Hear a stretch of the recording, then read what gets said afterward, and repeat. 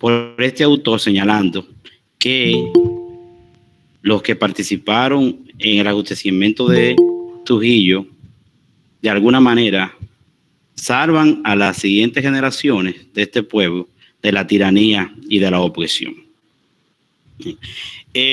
Para discutir este tema, yo lo he dividido en unas 3 partes y quiero compartir entonces la presentación con ustedes.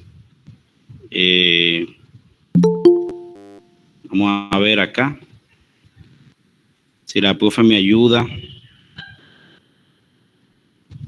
Creo que aquí en la parte final donde dice actividades, que tengo que compartirlo, donde dice compartir una ventana. Vamos a ver, pero no lo estoy viendo acá. Donde dice presentación, presentar ahora, usted le da clic ahí a mano. Sí, presentar ahora. Aquí lo tengo, una ventana. Ajá. Y es mejor. Aquí está. Gracias. Lo logro ahí. A ver si lo vemos. Compartir. Ajá, ¿Pueden verlo? ¿Me confirma, maestra? Sí, ahí se está. Sí. Gracias. Disculpe, maestro, antes que usted continúe, ahorita me fui por un momento. Parece que el internet, esto es en vivo. El internet ahorita se puso un poco lento, pero estoy aquí. Sí, gracias. No hay problema, yo también tengo que estar en estas actividades virtuales todos los días. Yo comprendo, porque a mí me pasa bastante. Así que no se preocupen. Aquí está la presentación. Entonces, quiero hablar un poco de las generalidades. Tampoco quiero que mi disertación sea muy lineal, que solo yo pueda hablar. Si en algún momento me tienen que interrumpir, no tengan miedo, porque a veces pensamos que porque es una conferencia tiene que ser magistral. A mí no me gusta mucho eso. Me gusta más los diálogos. Y si tienen que interrumpir, no hay ningún problema para mí. Al contrario. Las generalidades, cuando comienza la dictadura, ya ustedes saben que Trujillo llega al poder en 1930 y que llega producto de una serie de situaciones que se dan para ese tiempo. Algunos de los antecedentes tienen que ver con la prolongación del gobierno de Horacio Vázquez, un error que salió muy costoso para el pueblo dominicano, para la sociedad dominicana, pues el presidente Horacio Vázquez, que había brindado un gobierno de corte democrático y con un estilo de desarrollismo, pues había podido ampliar las principales carreteras que ustedes conocen, la del norte, sobre todo la del norte, para poder movilizar los productos, los rubros de la época que se exportaban, sobre todo por la parte de Puerto Plata, café, cacao, tabaco. Y fue muy exitoso este gobierno en obras públicas. Tuvo apertura democrática con relación a otros caudillos, que inclusive el mismo Horacio Vázquez había ofrecido su gobierno en 1899, solo duró 2 meses y medio. En 1902 no pudo completar bien el año. Habían sido gobiernos de facto. Después de la intervención estadounidense del 1916 a 1924, crean una serie de mecanismos de control para el pueblo dominicano y de opresión, pero por otra parte también introducen elementos propios de desarrollo de acuerdo al corte capitalista de la época, creando de alguna manera los inicios de una burguesía de acuerdo al historiador Roberto Casá. Esta introducción del capitalismo fue importante y sobre todo fue fortalecido por el gobierno dictatorial estadounidense de ocupación. Entonces, el gobierno de Horacio Vázquez va a responder a las exigencias del gobierno estadounidense para crear un desarrollo en esta época. Entonces, Trujillo producto de la prolongación y el descontento, va a producir un golpe de Estado, siendo él la figura intelectual del movimiento del 23 de febrero que se va a dar en Santiago, dirigido por Estrella Ureña, un hombre importante de Santiago y que había creado un movimiento al estilo, los movimientos europeos de estilo fascista. Entonces, esta característica de la época van a dar el contexto donde se va a desarrollar la figura de Trujillo, y después Trujillo va a traicionar a todos y a todos para imponerse. Va a generar una unidad llamada la 42 para ir eliminando todo tipo de oposición hasta quedar solo él en el escenario para salir victorioso en unas elecciones fraudulentas. Así inicia Trujillo su dictadura. Esas son una serie de antecedentes. Pero lo importante para nosotros es ver la resistencia. La resistencia inicia inmediatamente. Trujillo se coloca en el poder porque va a ir en paralelo a la concentración del poder por parte de Trujillo a través de los decretos. Es muy importante manejar, por ejemplo, los decretos que son fuentes primarias del 33, del 34 hasta el 39, para verlo por año, toda una serie de decretos y de leyes que se encuentran en las gacetas oficiales, donde Trujillo va creando las condiciones para monopolizar la economía y monopolizar los poderes del Estado. Por ejemplo, para tener control de la economía, fue concentrando todo lo que eran recursos económicos en manos del gobierno, que era decir, en manos de Trujillo. Un ejemplo que le puedo brindar es el mármol. Para 1934 el Congreso votaría para establecer que las construcciones que pasaran de 20,000 pesos tendrían que tener un 10% del porcentaje de la construcción en mármol. Por eso usted va a encontrar, los jóvenes que visitan, por ejemplo, estructuras de la época de Trujillo, van a encontrar que tienen mármol, en su mayoría, esa estructura. Casas muy importantes van a tener mármol. Entonces ahí está una de las explicaciones que se va dando. Se van a seguir votando leyes, como por ejemplo, que las minas que se puedan encontrar son en propiedad privada, pertenecen al Estado. Así se puede ir haciendo acumulación originaria de capital. En otro orden, Trujillo concentra la política en sus manos y esto va a entrar en contradicción con el caudillismo que ustedes han estudiado de la época. Entonces, los generales Cipriano Bencosme, Alberto Larancuén y Pedro Estrella Piro, apodado Piro Estrella, así como después el general Desiderio Arias, son los primeros que se van a sublevar y se van a ir a lo que popularmente se le llaman las maniguas, las lomas.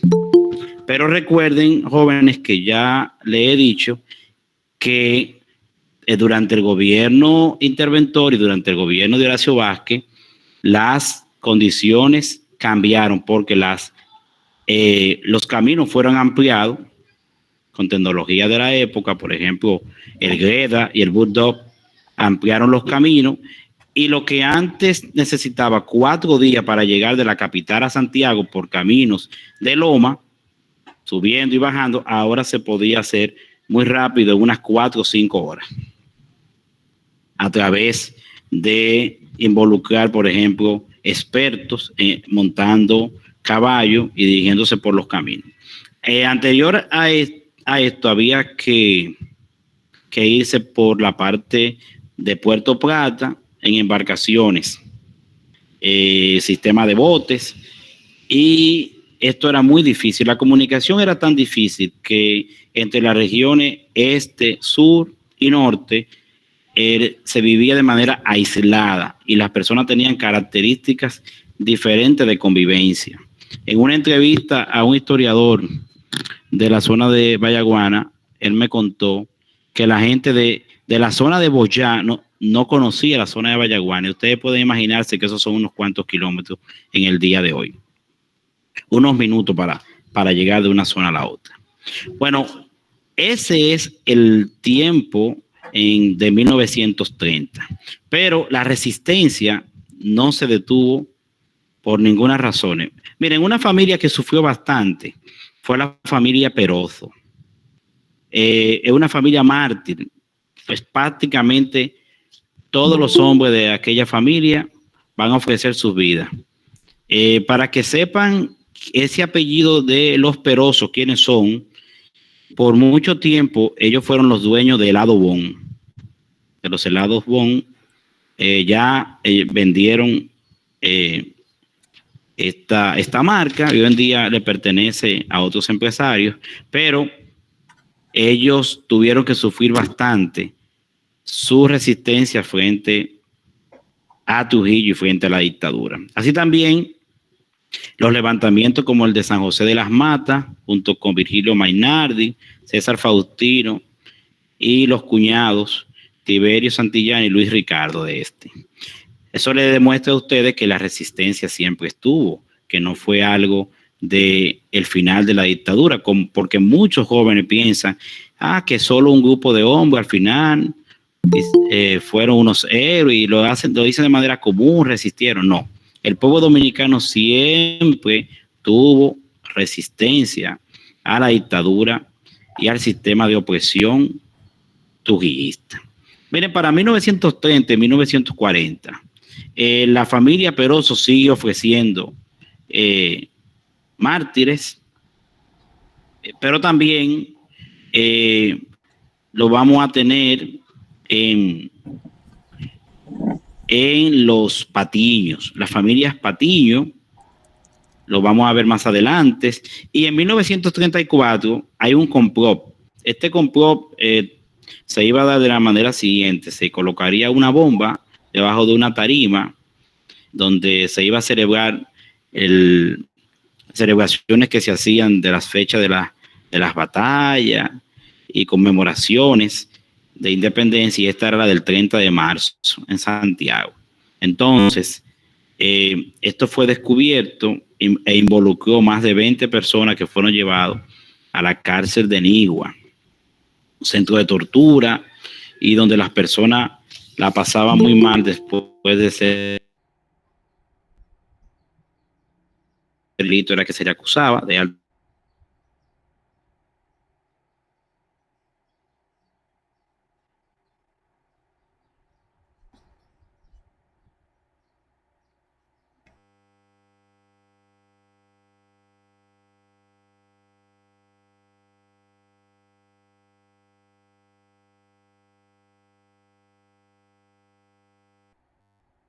traición. Buscándolo, vamos a ver cómo José Patiño y Gustavo Adolfo en el 1946 vuelven a hacer resistencia involucrándose en un grupo que se va a llamar la Juventud Democrática. Ese grupo era un grupo que pertenecía a la Universidad de Santo Domingo, que trataba de hacer una contraparte a lo que en aquel momento la universidad ofertaba, que era siempre apoyar al régimen con la parte intelectual. Pues Juventud Democrática trataba de hacer esa contraparte y oponerse. También es importante que en esa década ya empiezan a llegar ideas de corte socialista a aquellos jóvenes que creían que era muy difícil que pudieran tener acceso, pero los jóvenes que estaban en la universidad se la ingeniaban para esto. En 1933, el general Ramón Vázquez Rivera, el coronel Leoncio Blanco y el mayor Aníbal Vallejo realizan conspiraciones que también lamentablemente fracasan y resultan muertos. La conspiración de los tanques, como se le llaman, que fue dirigida por el capitán Eugenio Generoso de Marchena, todos van a salir delatados por un sistema de espionaje y resultarán los principales líderes muertos. Y en 1950 la familia Esteves Cabrera, estos son de Moca, también trataron de realizar una conspiración para terminar con la vida de Trujillo. Ahora, la década que es donde se ve mayor, ¿verdad?, mayor resistencia, tanto desde la parte política como desde la parte inclusive de los grupos sociales, porque tenemos la huelga de los cañeros, la huelga de los obreros, tenemos entonces la resistencia desde el exterior. Y que es muy importante que los jóvenes entiendan que ya para este tiempo no se veía la posibilidad de una resistencia interna. ¿Por qué? En la década del 40, Trujillo acumuló demasiado poder y la dictadura se fortaleció demasiado porque fue un aliado de los Estados Unidos, y aquí entramos ya para explicar el elemento internacional y de apoyo a la dictadura.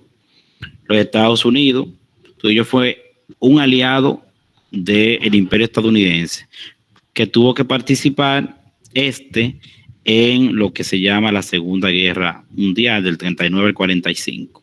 Entonces Trujillo tuvo grandes beneficios porque le apoya en términos políticos y le apoya también en términos económicos a través de enviarle grandes cantidades en toneladas de azúcar y en productos tradicionales como cacao, café, tabaco y todos los productos que conocemos propios de nuestro sistema agrícola.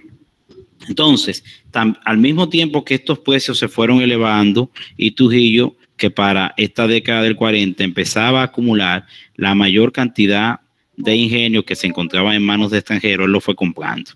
Esto convertiría a Trujillo en el hombre más rico de la República Dominicana y después empezaría a competir con los hombres más ricos del Caribe.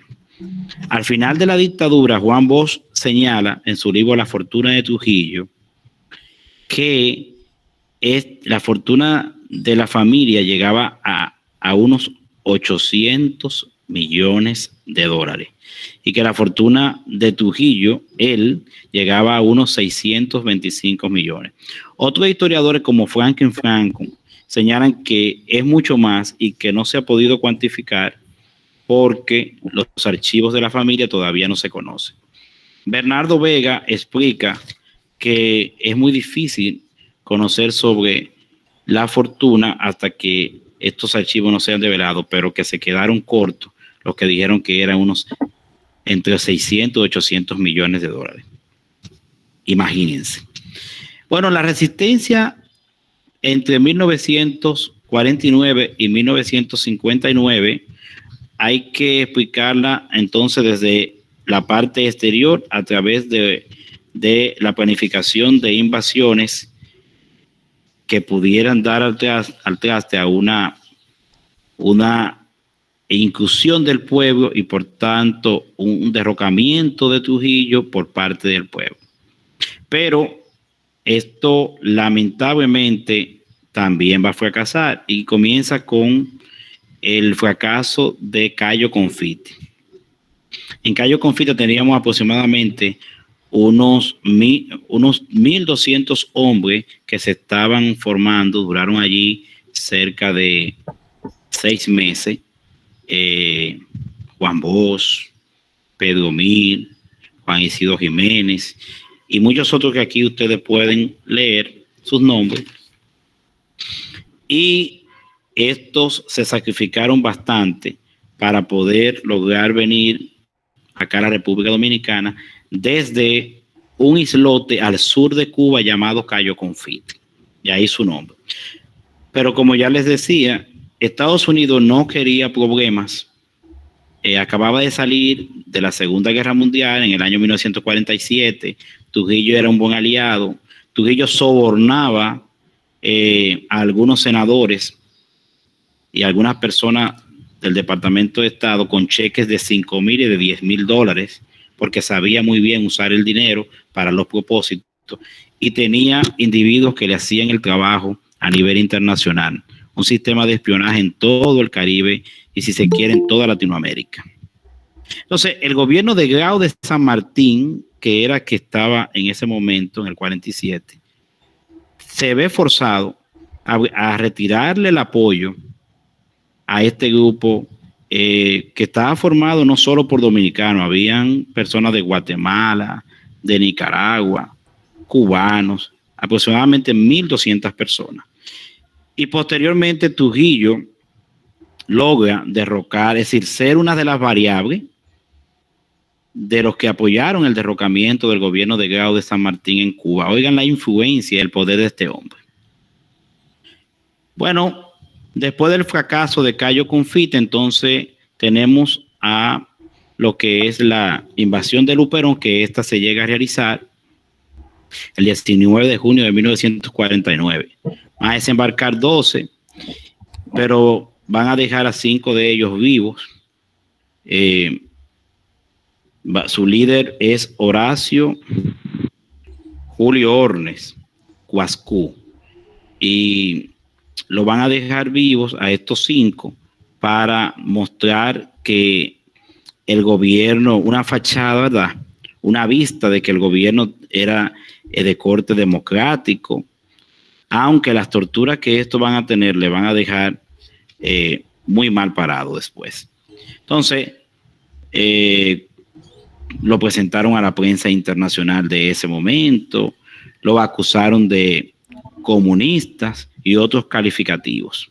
Así que ya tenemos en el 49 otra invasión que fracasa.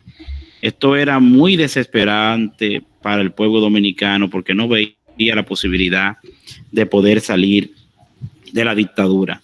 Mientras tanto, Trujillo dirigía una dictadura férrea que controlaba hasta tu forma de vivir dentro del hogar, cómo comportarte dentro de tu casa. Un sistema de espionaje que controlaba la vida pública de todo el dominicano.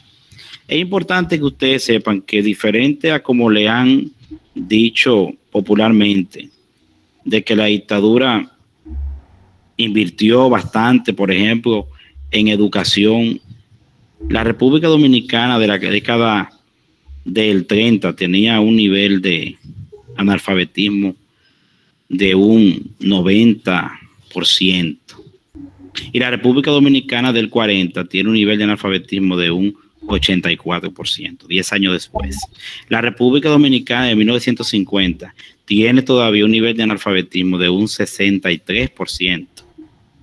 A la muerte de Trujillo, la República Dominicana tiene todavía un sistema de analfabetismo por encima del 50%. Lo que le dice a ustedes que tampoco fue una dictadura que invirtió mucho en educación. Sin embargo, hay que reconocer que invirtió mucho en infraestructura, porque a la llegada de Trujillo en 1930, todavía Santo Domingo inclusive era una aldea y no tenía prácticamente edificios de concreto más que los coloniales. No había sido muy exitoso ni siquiera el gobierno interventor con construcciones. Y es Trujillo, y sobre todo a partir del huracán San Zenón, que logra la reconstrucción de todo lo que la ciudad que él va a llamar Ciudad Trujillo, y que la va a construir a un estilo de la ciudad alemana, sobre todo la ciudad de Berlín, concentrando los poderes desde la parte céntrica hasta las periferias, en el estilo de un dictador. También va a instalar en las principales provincias, en la década del 50, a partir del 55, hoteles. Algunos de ellos ustedes lo conocen, como el Santo Domingo, el Jaragua, que es un hotel multifuncional, el primero del Caribe. Va a tener 107 habitaciones. Para la época, sumamente desarrollado esta parte. El Hotel Hamaca, la zona aquí de Boca Chica, el Hotel Nueva Suiza. Bueno, una serie de hoteles que se gastó todo el Producto Interno Bruto del año 55 para la celebración de la Feria de la Paz y la Confraternidad del Mundo Libre.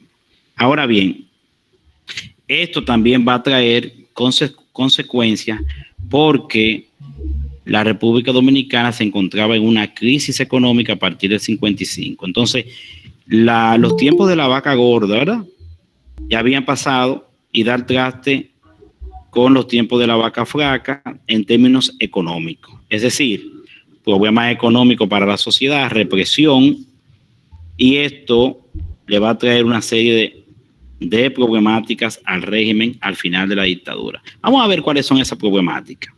En 1954, Trujillo había firmado el concordato con la Iglesia Católica. Balaguer, como ministro plenipotenciario, se dirige al Vaticano, y Trujillo, ambos, firman con el Vaticano que el régimen apoyaba a la Iglesia.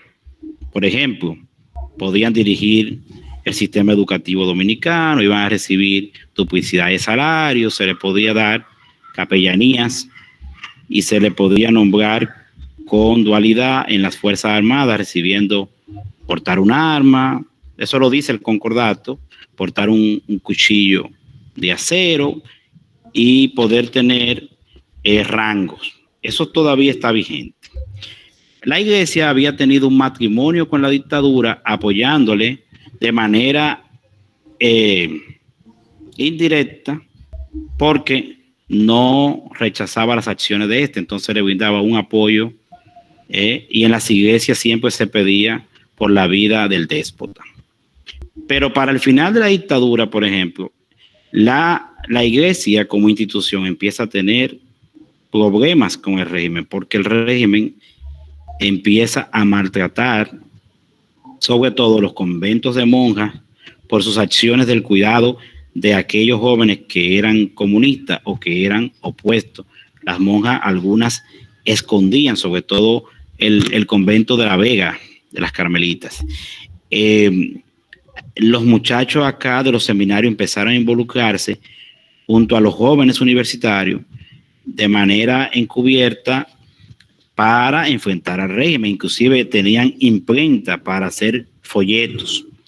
Así que la parte de abajo, lo que se reconoce como el bajo clero, empezó a oponerse. Y en 1960 la Iglesia rompe relaciones con Trujillo a través de una carta pastoral. Eso fue uno de los grandes problemas que tuvo Trujillo para el final de la dictadura. El asesinato de las hermanas Mirabal es otro de los problemas, de los desliz de la dictadura, de las cosas que se le fueron de la mano. Matar mujeres, como diría Inver Barrera, no era lo mismo que matar hombres. Es decir, cuando el pueblo dominicano tuvo que escuchar esa noticia y leer los periódicos de la muerte de la Mirabal, eso fue muy indignante para los hombres. Todos querían de alguna manera empoderarse para enfrentar a este monstruo.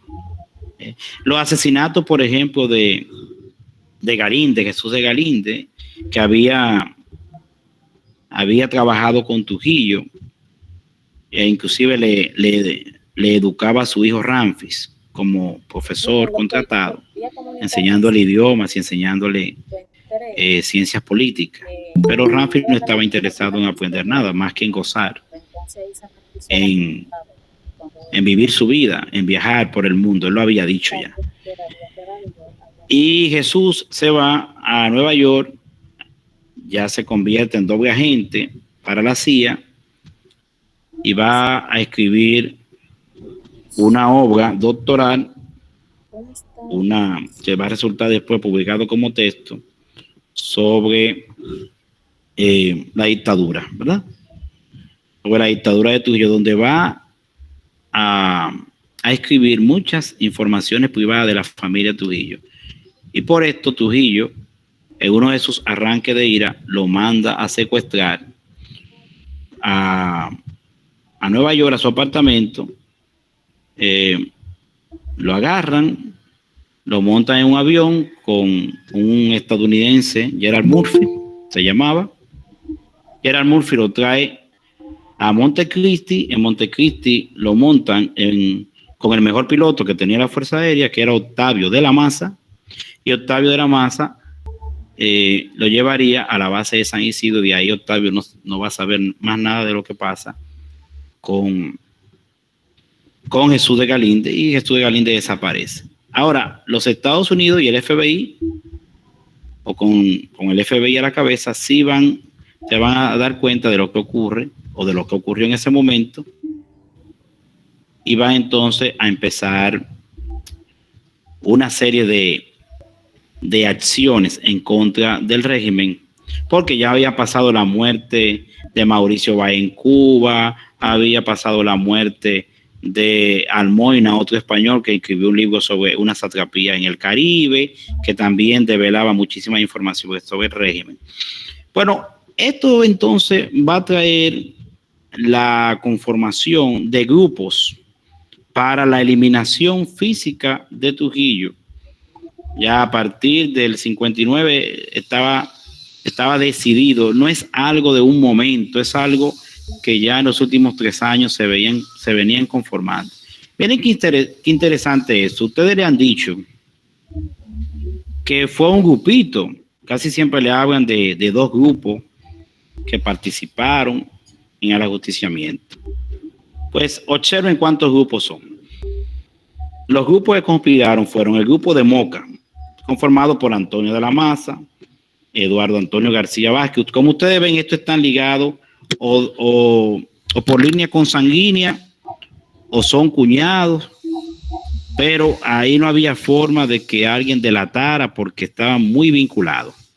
Por ejemplo, Miguel Cáceres Picié, que creo que está vivo todavía, español, era cuñado de Antonio de la Maza y era herrero y era quien tenía que participar en las mejoras de las armas que va a dar la embajada estadounidense. De eso vamos a hablar más adelante. Entonces, los grupos que conspiraron, este pertenece al grupo de acción, Antonio de la Maza, Eduardo Antonio García Vázquez. Van a leer acá apellidos que le van a sonar: Vázquez, Cáceres, Luis Manuel Cáceres, Miguel Cáceres Vicié Romero, Mario de la Maza, Bolívar de la Maza y Pablo de la Maza. Ahora ya ustedes entienden por qué nadie delataba. El grupo de Santiago, aquí vemos lo mismo: Salvador Estrella Sadalá, César Estrella Sadalá, hermanos; Amado García Guerrero, que había sido un protegido de Salvador. Este es el que le llaman el Teniente Amado. Pertenecía a la seguridad de Trujillo, sobre todo aquellos que tenían que saber la hora en que podía salir, dónde se dirigía, el cuidado de la salida de Trujillo. Pero cuando Trujillo quería ir a acciones privadas con una novia, solo se llevaba a su chofer Zacarías de la Cruz, que era un hombre de suma confianza. Antonio Inver Barreras va a ser uno de los que queda vivo. Máximo Mueces, Rafael Castillo y Rafael Batres Viña. Esos Viña es importante que ustedes investiguen sobre él, porque vamos a tener Viña también en la Marina, que son personas que van a guardar resentimiento por las ofensas. Por ejemplo, al jefe de la Marina, Viña, Trujillo, de forma pública le comentó a los amigos que él había tenido cierta relación íntima con la mujer de Viña. De esa manera le ofendía su hombría. Y así una serie de elementos, tanto personales como otros sociales, como otros políticos, vinculan a estas personas en el complot que se va a realizar el 30 de mayo. El grupo político de Juan Tomás Díaz y el grupo político de Mr. X. Bueno, vamos atrás para ver un poquito esta parte. Aquí parece, disculpen, parece que... Pero este grupo de Juan Tomás Díaz, aquí tenemos a Huáscar Tejeda, Roberto Pastoriza. Son personas que van a pertenecer mayormente a la parte civil, no solo a la parte militar. Roberto Pastoriza, ingeniero; Huáscar Tejeda trabajaba en la compañía con Roberto Pastoriza. En el grupo político, Juan Bautista Vicini era que lo dirigía. Miren cómo era que le llamaban. Mr. X. ¿Para qué? Para evitar que alguien pudiese delatar. Este grupo no era de acción, era político, pero con mucho cuidado, porque este grupo estaba vinculado a la embajada de los Estados Unidos. Este grupo, entonces, Severo Cabral, este grupo, ahí tenemos a Juan Vaquero, ahí tenemos a Donald Reed Cabral. Es decir, ¿a quiénes vamos a tener ahí? A miembros de la burguesía o de la oligarquía de ese momento, que ustedes después lo van a ver en la conformación del Partido de Unión Cívica Nacional, dirigido por Viriato Fiallo, o era el principal líder. Entonces, aquí están prácticamente el grupo de acción y el grupo político cuando ya realizan el hecho del 30 de mayo. Entonces van a ser tomados presos. ¿Cómo se realiza el hecho del 30 de mayo? Que es algo, ¿verdad?, que es la parte central de esta disertación. Bueno, ya hemos hablado de 4 grupos, pero para esta parte se divide en dos, el grupo de acción y el grupo político. Hola. ¿Cuál era? ¿Qué tenía bajo su mando? ¿Qué tenía que hacer el grupo de acción? En primera parte, la eliminación física de Trujillo. Había que lograr, ese era su objetivo principal, la eliminación física de Trujillo. ¿Qué necesitaban para eso? Armas. ¿Quién iba a proporcionar las armas? Porque no iban a poder hacer esto con revólver y con pistola, la embajada de los Estados Unidos. ¿Quién era el contacto principal? El cónsul O'Donnell O'Neill. Entonces, O'Neill tenía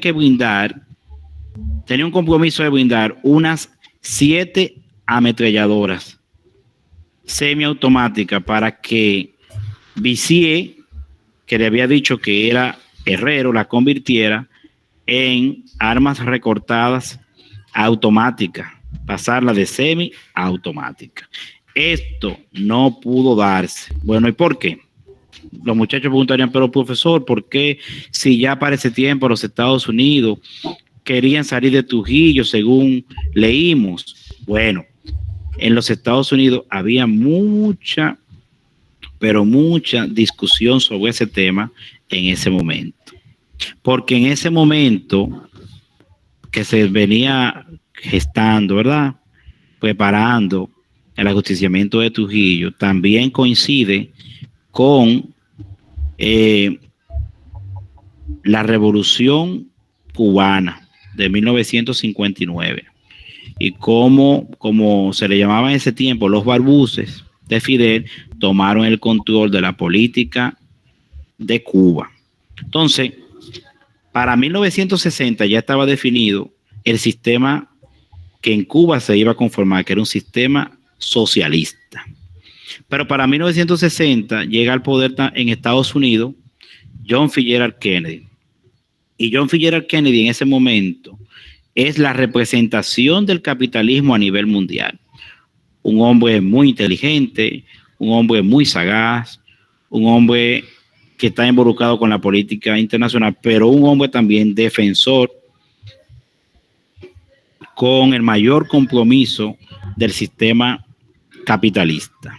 Entonces, sobre todo, Kennedy y la familia Kennedy, el padre, tenían de alguna manera lazos con la dictadura porque le mantenían sus intereses protegidos. Trujillo le protegía los intereses estadounidenses aquí en el país. Por tal razón, había que pensarlo bastante, la CIA y el Departamento de Estado, para entrar en contradicción, eliminar a Trujillo y de ahí generar un problema que pudiera dar al traste a una revolución o una anarquía en la República Dominicana y ellos no tener control. Si ellos no tenían control de lo que hipotéticamente hablando pudiese pasar, podía dar al traste con un sistema socialista, y eso era el miedo de ellos. Ya Kennedy había expresado que tenía tres opciones en la República Dominicana. La primera era apostar a un sistema democrático. La segunda era un sistema dictatorial, que después lo va a explicar como una continuación tras la muerte de Trujillo, de la dictadura. Y la tercera era que surgiera un sistema de corte comunista o socialista aquí en el país. Entonces él estableció bien claro. Lo ideal es poder lograr la número 1, el sistema democrático, pero no podemos descartar la número 2 antes de dejar bien claro que la opción 3, el sistema socialista, esté eliminado. Es decir, los Estados Unidos preferían una dictadura antes que un sistema socialista o de corte socialista. Y hay que decir que en ese momento la República Dominicana tenía grupos de corte socialista, como era el MPD y como era el UJ4, el 14 de junio. Bien, aquí está esta imagen cuando se le presentan los acusados, ya con la realización del hecho. El hecho se va a realizar en la George Washington. Ahí usted puede ir y ver lo que se llama el monumento a los mártires del 30 de mayo, cerca del Sánchez Miramar, más o menos a 2 kilómetros después del Teatro Aguiluz, en la George Washington. El hecho se puede efectuar gracias a que el teniente Amado García informa de forma muy rápida al grupo de Moca y al grupo de Santiago, pero algunos de ellos que estaban aquí en la capital, entonces pueden armarse. Les decía que la embajada estadounidense iba a proporcionar las armas, y que las armas consistían en ametralladoras, pero nunca llegaron.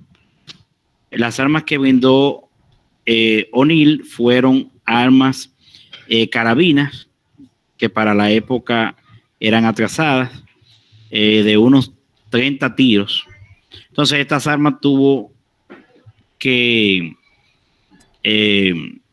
de la Maza, Antonio de la Maza, junto a Visier, prepararlas, que junto a las armas que ellos tenían, entonces fueron utilizadas en la intercepción al vehículo de Trujillo. El vehículo de Trujillo no estaba blindado, por eso pudieron interceptarlo y pudieron hacer descarga de las carabinas, descarga de pistola. Hay un enfrentamiento entre individuos que dicen, es decir, me refiero a historiadores, que Trujillo se para a pelear, le dice a Zacarías que deben pelear y que deben enfrentar a aquellos que le están disparando. Y digo aquellos porque en ese momento estaba muy oscuro.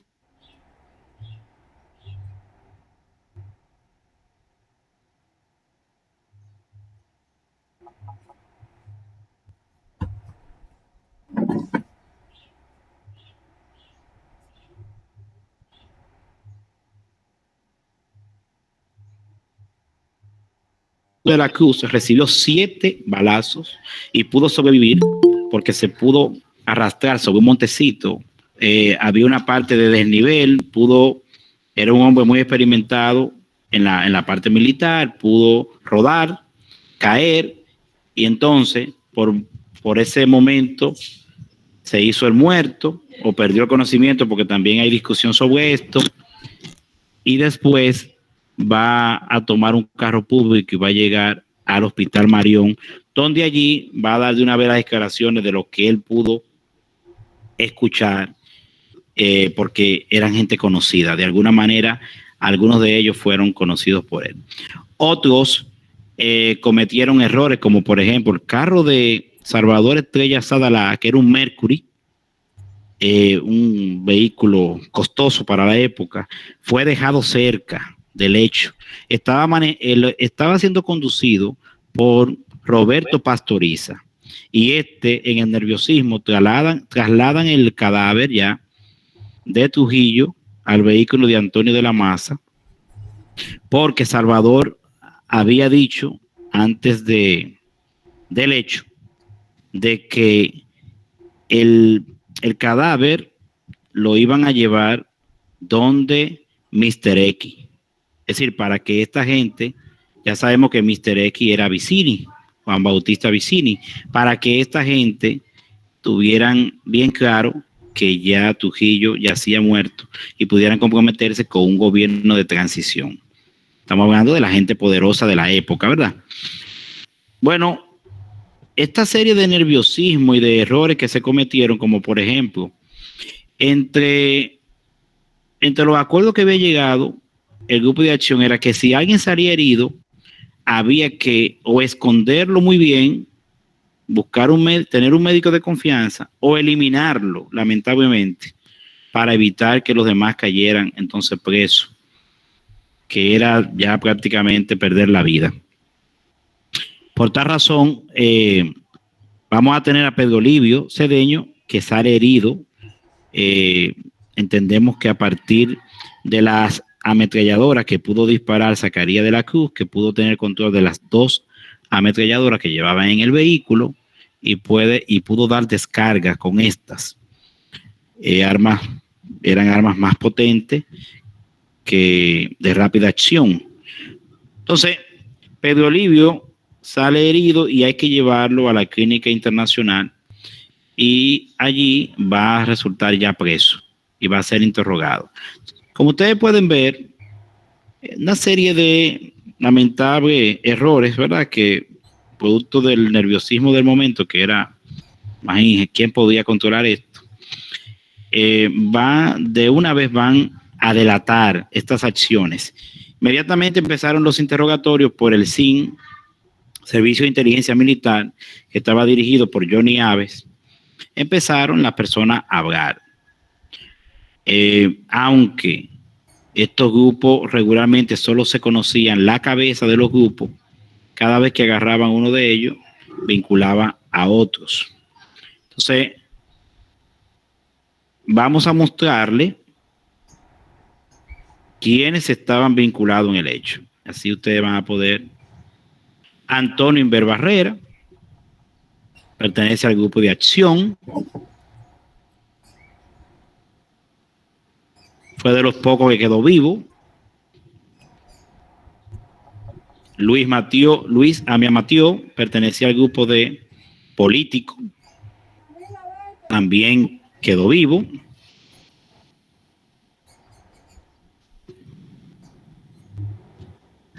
Pedro Livio Cedeño, el que salió herido.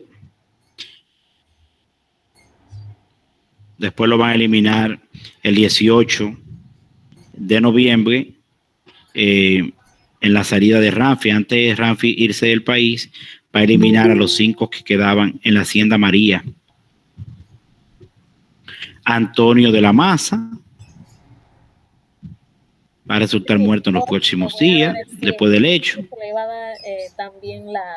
Modesto Díaz y Juan Tomás. Aquí tenemos a Juan Tomás.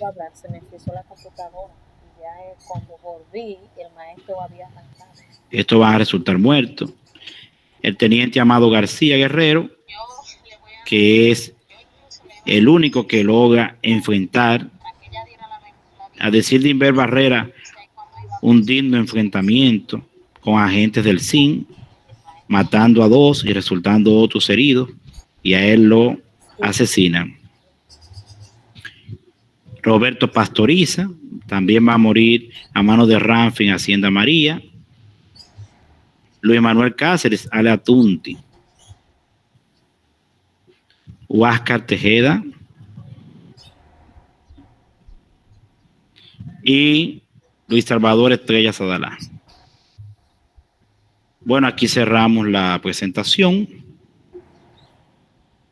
y damos fin a nuestra disertación para dar paso a algunas preguntas.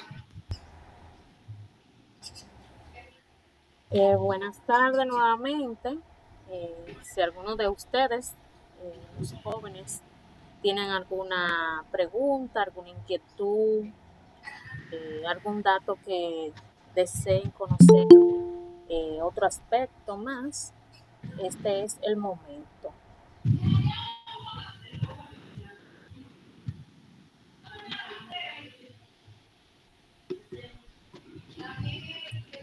Atrévanse.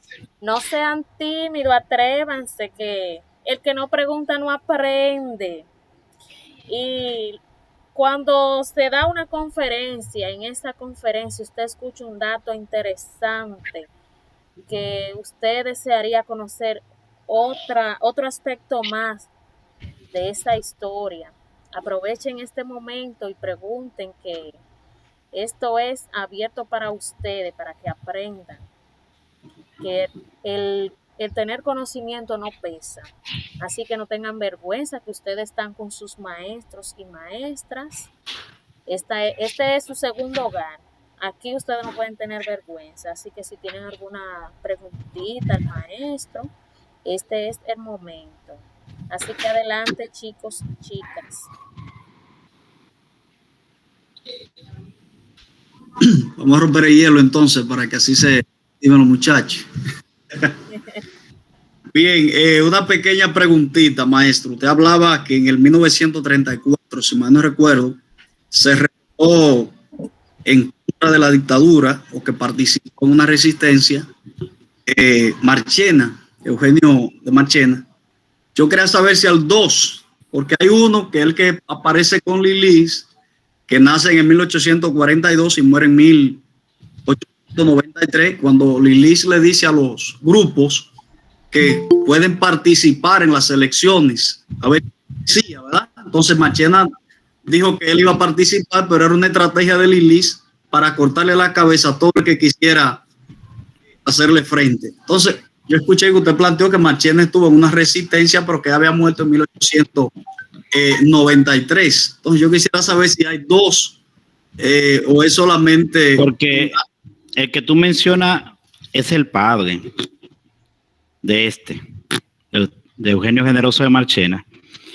Era muy normal para la época, que de alguna manera lo sigue siendo, que las personas de apellido que ocupan puestos, después sus hijos, sus hermanos menores ocupaban puestos. También era normal para la época, ya por suerte hoy esto ha cambiado bastante, que los caudillos entonces dejaban el legado en sus hijos y en sus familiares, porque el caudillismo así, de la década de inicio, como le llama Jaime de Jesús Domínguez, es decir, a inicio del siglo XX, era de alguna manera también una empresa. Tú actuabas, formaba un grupo, respondía a ese grupo, pero había beneficios para ti. Horacio Vázquez lo manejó muy bien. Por eso entonces, los Marchena también tuvieron ese legado de ir dejando sus familiares en posiciones importantes, y cuando no estaban en posiciones importantes, entonces le llevaban la contra a el grupo que estaba en el poder. Ahora esto se maneja con partidos políticos. Tú tienes el PLD, el PRM, el Partido Reformista, la Fuerza del Pueblo, el PRD, pero en aquel momento se manejaba con grupos armados, montado a caballo, tomando el machete, se iban a las lomas y desde allá podían lanzar un manifiesto derrocando al gobierno. Entonces, en la pregunta, para ir a la pregunta, este es el hijo, que va a perder, porque hay una distancia muy larga entre el Marchena de los tiempos de Lili, que era un hombre muy importante, muy inteligente, un hombre político y también involucrado con los negocios del corte de madera, y este Marchena, que es político de la época de inicio del 30, sobre todo el gobierno de Horacio Vázquez. Otra pregunta. ¿Alguien más tiene otra pregunta? Adelante, Manuel. Maestro, ¿qué opinión le merece que Trujillo, a pesar de que que manejaba todas las informaciones con relación a las diferentes conspiraciones que ya se habían hecho en contra de él, y que él sabía que no era, que ya la población estaba en contra de él por las múltiples situaciones? Entonces él, vamos a decir que para sus citas amorosas se iba solo, un solo carro, el chofer solamente. ¿Qué opinión le merece, maestro? ¿Sería guapesa de él o porque no era discreción? Porque el pueblo tenía conocimiento también de sus amoríos. Sí, de los amoríos sí, y de lo que tanto gustaba de las mujeres de Trujillo. Ahora bien, Manuel Frías, pero Manuel, no todos, muy pocos, para decirte que solo un grupo muy pequeño manejaba la ruta de Trujillo. Trujillo salía en carro diferente. Hoy salía en un blanco, mañana en un negro, hoy salía en un Mercury, mañana en un Pontiac, es decir, en vehículos de la época. Un Ford tenía diferentes vehículos. También, otra cosa, es decir, ¿quién podía manejar que no fuera de la seguridad de Trujillo la cantidad de vehículos que pudiesen ir al lado de él, aunque fueran distantes, y que tú no ibas a poder estar cerca de él? Es decir, la seguridad personal de Trujillo podía variar, y solo la sabía un grupo sumamente pequeño. De ahí la importancia del teniente Amado García Guerrero. Sin Amado García Guerrero, no, muy difícil, porque uno no puede estar diciendo en historia que no se realizan las cosas o que sí se realizan, pero era muy difícil llevar a cabo el hecho del 30 de mayo, porque déjenme decirle algo. Tenemos información por Ovil Phil, porque pertenecía al grupo de Mr. X, de Juan Bautista Vicini, de Gringy, como le apodaban. Tenemos información en un documento delator de la época que él hizo, de fuente primaria, que el 16 de mayo se iba a realizar el atentado a Trujillo, pero que a última hora Trujillo cambia de vehículo y se fue por otra ruta, y entonces Guerrero, el teniente Amado Guerrero, tiene que de forma muy rápida llamar, informar, porque tenían personas para comunicarse, informar que no accionaran porque fueron cambiadas las rutas en último momento, porque ya, como tú expresaste, Manuel, Trujillo manejaba mucha información, y también muchas veces se hacían estas cosas para confundir, porque no era la primera vez que le iban a hacer un atentado, ya iban muchas veces, y Johnny Abe trataba de buscar siempre estrategias para evitar lo que ocurrió el 30 de mayo. Es decir, el 16 tenemos información de una fuente primaria de un individuo que participó por lo menos en el grupo político, que explica que se iba a ejecutar el 16 de mayo. Otra pregunta. Yo tengo una duda. Dalce. Cuando se habló de que, no, es Natalie mi nombre, es que este es el teléfono de mi abuela. Cuando se habló de que Lilis había hecho una trampa en la que dijo que podían postularse como presidente, y entonces era una trampa, era para ¿cómo le explico? Ella tenía planeado cortar la cabeza, ¿verdad? ¿Ella planeaba cortarle la cabeza solo a lo de la resistencia o a todo aquel que se postulara a la presidencia? Bueno, aunque Lili no es el objeto de estudio de la disertación, te puedo decir que Lili utilizaba estrategias como todos los dictadores para saber quiénes eran sus enemigos políticos o quiénes tenían aspiraciones políticas, Entonces, cuando esto levantaban la cabeza, cuando estos se dejaban ver, él buscaba estrategias para sacarlo, simple y llanamente, como le pasó a Marchena, por ejemplo. Marchena dirigía Hacienda. ¿Y qué pasó? Que Lili lo acusó de un manejo del fisco, una malversación de fondos. Lo metió preso y entonces posteriormente lo acusa de malversación y esto llevaba pena de muerte. Como ustedes pueden ver, son recursos que utilizan los dictadores para ir eliminando a aquellas personas que dentro de su círculo, porque esto es importante saber, es decir, cómo los dictadores se cuidan de sus amigos, porque de sus enemigos ellos se pueden cuidar muy fácil. Era fácil para Lili o para Trujillo o para Ramón Cáceres, de aquellos que ellos identificaban como enemigos, pero ¿y sus amigos que están al lado? Ustedes pudieron ver que lo que ajustician a Trujillo, en su mayoría, son amigos de Trujillo, son gente subordinada de Trujillo, son personas que están muy cerca de Trujillo, inclusive día a día. ¿Cómo cuidarse de esta persona? Para darle un dato, Johnny Aves revela en sus memorias que cuando se produce la conspiración del 14 de junio de 1959, eran tantos los hijos de los miembros del Partido Dominicano y de los miembros del gobierno de Trujillo, que cuando él le presenta, le dice él a Trujillo, jefe, pero el gobierno que está metido en la conspiración del 14 de junio de 1959, en la invasión, él dice el gobierno porque en su mayoría eran hijos de funcionarios. Para citarle uno,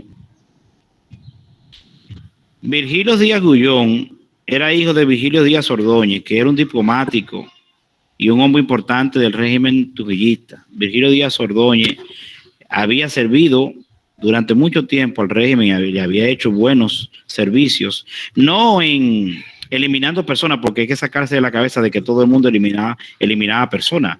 El que era intelectual hacía funciones intelectuales y el que era un asesino realizaba su función asesinando. El que era diplomático, entonces hacía funciones de sus relaciones internacionales y así cada quien funcionaba. Entonces, Virgilio Díaz Ordóñez había participado en cargos intelectuales. ¿Y quién vino en la expedición del 14 de junio? Virgilio Díaz Gullón, que después era cuentista y poeta. Y él logra que su hijo salve la vida. Uno de los que salvaron la vida fue este muchacho muy joven, muy inteligente, Virgilio Díaz Gullón. En ese momento, muchacho, ¿verdad?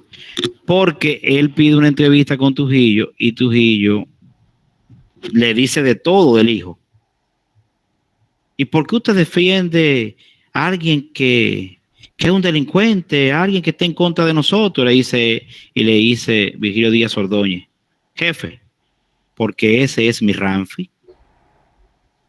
Es decir, jefe, ese es mi hijo. Ramfi era el hijo adorado de Trujillo y él le dijo, jefe, ese es mi Ramfi. Y es un muchacho y yo le he servido a usted siempre. Y por suerte, Trujillo le manda a entregar al muchacho. Fue de los pocos que salvó. Así ocurrió con la mayoría de estos muchachos, que en su mayoría ustedes lo buscan en la lista y eran de apellido entre clase media, inclusive clase alta. Hay apellido Vicini, hay apellido Mainardi, hay apellido Barceló, hay apellido Brugal, hay apellido Lama, en los que participaron en la gesta del 14 de junio de 1959. Entonces eso le dice a ustedes que la nueva generación estaba harta, se necesitaba un cambio para la época, no soportaban la dictadura y eso se iba a producir con sangre. Bien, ¿alguna otra pregunta?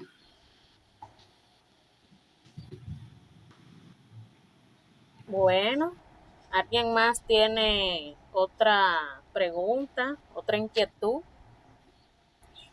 Pues, si nadie más tiene alguna otra inquietud, le dejamos en manos de nuestra querida directora María Bonilla. Le doy las gracias. Sí, gracias.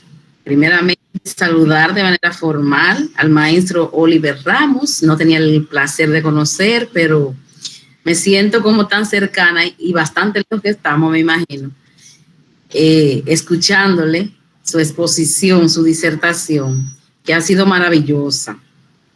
Contenta, ¿verdad?, de poder participar de este extraordinario evento, una magistral conferencia, ¿verdad?, adaptada a los nuevos tiempos, porque vi cómo el maestro puede encajar lo pasado con el presente, y qué interesante a mí me interesa mucho la historia, cuando soy de esa área, sí, la historia me apasiona, me gusta. También felicitar al área de ciencias sociales por la iniciativa en la cabeza de la maestra Yanilda Flores. Qué bien, Yanilda, entraste muy bien.